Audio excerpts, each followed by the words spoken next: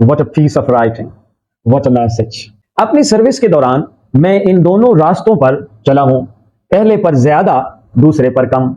मेरे कमजोर ज़मीर ने मुझे फकत 4 बार इस्तीफा पेश करने पर आमादा किया। चौथी बार जब मेरा इस्तीफा मंजूर हुआ, उस वक्त मेरी मुलाजमत के 7-8 बरस बाकी थे। मैं इसे अपना कमाल तो नहीं समझता जिस पर इतराता फिरूं, लेकिन मुतमईन जरूर हूं।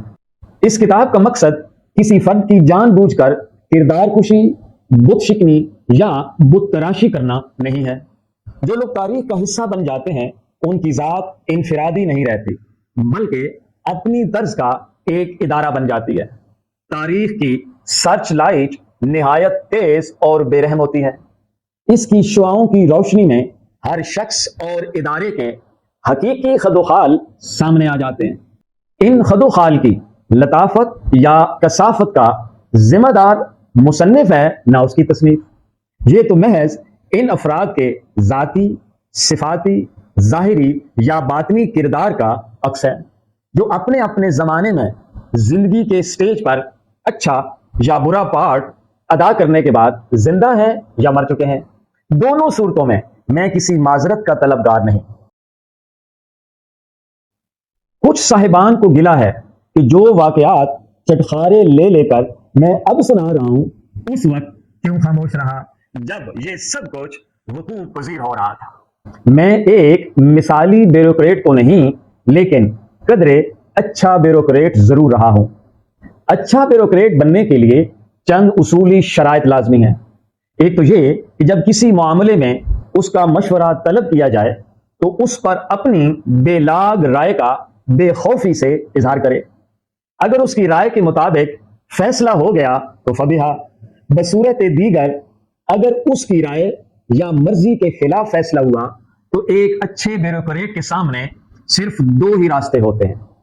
एक ये कि फैसला उसकी ख्वाहिश के मुताबिक हो या मुखालिफ, उसका फर्ज है कि वो सरे तस्लीम खम करके उस पर दयानतदारी से अमल दरामद करे। बसूरत दीगर इस्तीफा देने पर हिम्मत तुस्त करे और मुलाजमत छोड़कर जो जी चाहे कहे सुने। अपनी सर्विस के दौरान मैं इन दोनों रास्तों पर चला हूं, पहले पर ज्यादा, दूसरे पर कम। मेरे कमजोर ज़मीर ने मुझे फकत 4 बार इस्तीफा पेश करने पर आमादा किया। चौथी बार जब मेरा इस्तीफा मंजूर हुआ, उस वक्त मेरी मुलाजमत के 7-8 बरस बाकी थे। मैं इसे अपना कमाल तो नहीं समझता जिस पर इतराता फिरूं, लेकिन मुतमईन जरूर हूं। रिटायरमेंट के बाद हर सरकारी मुलाजिम को हक हासिल है कि वतन के दिफा और सालमियत के स्टेट सीक्रेट्स यानी पूरी रियासत के राज फाश किए बगैर वो अपने मुशाहदात और तजर्बात को आज़ादी के साथ बयान करे। मैंने इसी मौक़िफ़ को अपनाकर ये किताब लिखी है। दुनिया भर में भी यही चलन राइज है। इसमें कई अहम वाक़यात तिश्ने इजहार रह गए हैं। मसलन बांग्लादेश के क़याम का पस मंज़र, अवामिल और अवाक़िब, या जुल्फ़कार अली भुट्टो के 5 साला दौरे हुकूमत और जनरल ज़िया-उल हक़ के 8.5 बरस का मार्शल। ये मौज़ूआत इतने अहम और दूररस हैं कि इनमें से हर एक पर पूरी किताब लिखी जा सकती है। इन अदवार में मेरे पास ऐसा कोई जरिया न था कि किसी हुकूमत या हुक्मरान के बारे में अंदरूने खाना की बातें मालूम कर सकूं। अगरचे मैंने हमीदुर रहमान कमीशन रिपोर्ट पढ़ी हुई है, लेकिन किसी वजह से हुकूमत ने आज तक इसे एक इंतहाई खुफिया राज के तौर पर छुपा रखा है। इस रिपोर्ट की रोशनी में कोई बात लिखना एक सिविल सर्वेंट के ज़ाब्ता किरदार के मुनाफी होगा। मैंने जिंदगी भर कभी इस ज़ाब्ता की खिलाफ वर्जी नहीं की। इन वजूहात की बिना पर मैंने इन मौज़ूआत पर कलम उठाने से गुरेज किया है। मैं उम्मीद रखता हूं कि किसी वक्त कोई अहले दिल इन अदवार के अहवाल को कलम बंद करने का हक जरूर अदा करेगा। इस किताब का मकसद किसी फर्द की जानबूझकर किरदार कुशी, बुत शिकनी या बुत तराशी करना नहीं है। जो लोग तारीख का हिस्सा बन जाते हैं, उनकी जात इनफिरादी नहीं रहती, बल्कि अपनी तर्ज का एक इदारा बन जाती है। तारीख की सर्च लाइट निहायत तेज और बेरहम होती है। इसकी शुआओं की रोशनी में हर शख्स और इदारे के حقیقی خد و خال سامنے آ جاتے ہیں۔ ان خد و خال کی لطافت یا کثافت کا ذمہ دار مصنف ہے نہ اس کی تصنیف۔ یہ تو محض ان افراد کے ذاتی، صفاتی، ظاہری یا باطنی کردار کا عکس ہے جو اپنے اپنے زمانے میں زندگی کے سٹیج پر اچھا یا برا پارٹ ادا کرنے کے بعد زندہ ہیں یا مر چکے ہیں۔ دونوں صورتوں میں میں کسی معذرت کا طلبگار نہیں۔ میں نے حقائق کو انتہائی احتیاط سے ممکنہ حد تک اسی رنگ میں پیش کرنے کی کوشش کی ہے جس رنگ میں وہ مجھے نظر آئے ہیں۔ ہر طرح کی احتیاط کے باوجود انسان خطا کا پتلا ہے اور اس کی بصارت اور بصیرت دونوں دھندلا سکتے ہیں۔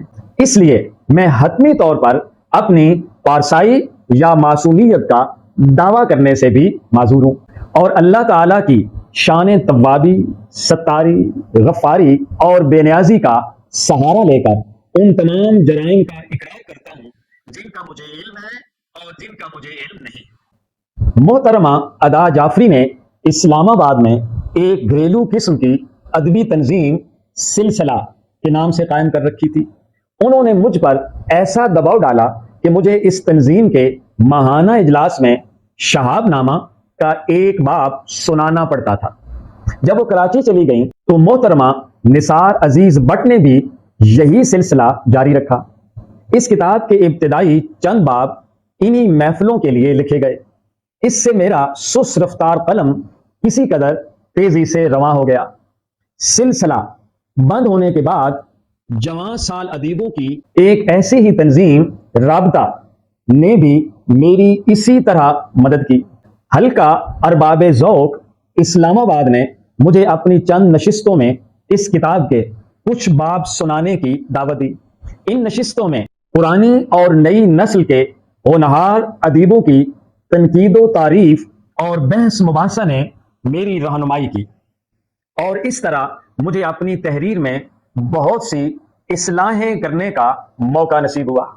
نیپا، جی national institute of public administration, detail بعد میں۔ نیپا، کراچی اور پشاور میں بھی مجھے کچھ باب سنانے کا موقع ملا۔ ان اداروں میں تربیت پانے والے سینئر سرکاری افسران کا رد عمل میرے بہت کام آیا۔ سیارہ ڈائجسٹ، معاصر، دستاویز، نیا دور اور تخلیقی ادب جیسے رسالوں میں میرے کچھ باب شائع ہوئے۔ انہیں پڑھ کر بہت سے قارئین نے اپنے خطوں سے میری بڑی ہمت بڑھائی۔ ان میں سے کچھ خطوط ایسے قد آور ادیبوں کی جانب سے بھی تھے جن کی قدر افزائی میرے لیے باعث افتخار ہے۔ اس کتاب کا پورا مسودہ ممتاز مفتی، بانو قدسیہ اور اشفاق احمد نے حرف بحرف پڑھ کر اپنی مثبت تجاویز سے قدم قدم پر رہنمائی فرمائی ہے۔ ان سب اداروں، رسائل اور احباب کا لفظی شکریہ ادا کر کے میں ایک فرسودہ رسم دہرانا نہیں چاہتا۔